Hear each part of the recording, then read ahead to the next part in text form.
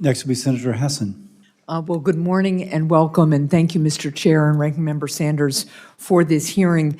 My first question was going to be one that you've already answered about, barriers to more companies becoming ESOPs, but I just did want to really note for all of you, but also my colleagues, that Senator Daines and I have a bipartisan bill that would incentivize business owners to provide stock ownership plans, because it would deal with some of that difference between an S corporation and a C corporation that you talked about, Mr. Rourke. So allowing S corporations to get that same tax treatment when people sell the stock back to the company so it can be used for the ESOP is something we are working on, and I look forward to working on it with my colleagues here.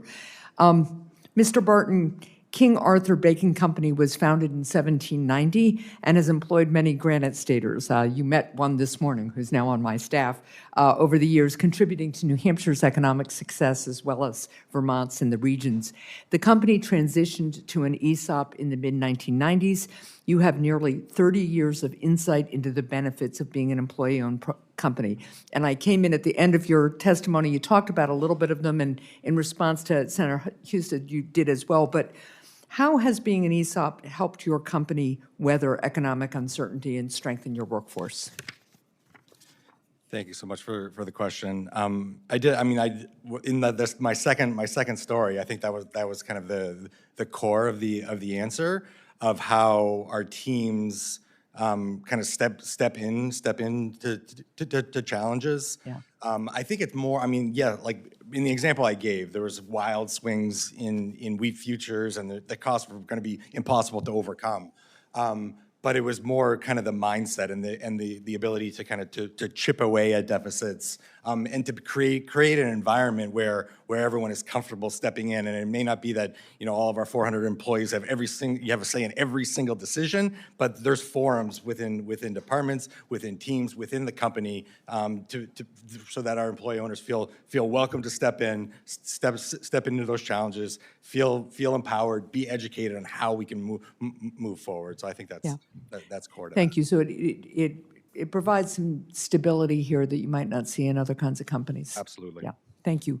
Mr. Blasi, ESOPs help build wealth for workers regardless of their position in the company, and you outlined some of that in your testimony.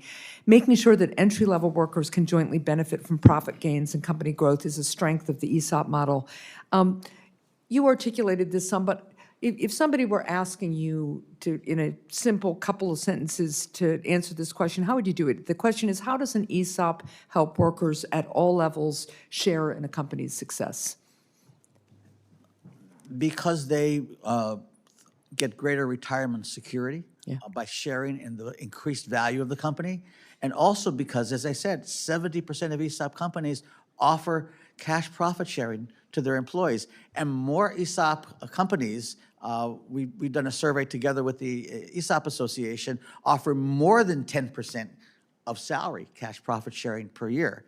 So ESOP companies are employee-owned companies, but they are also share companies. Yeah. Thank you very much.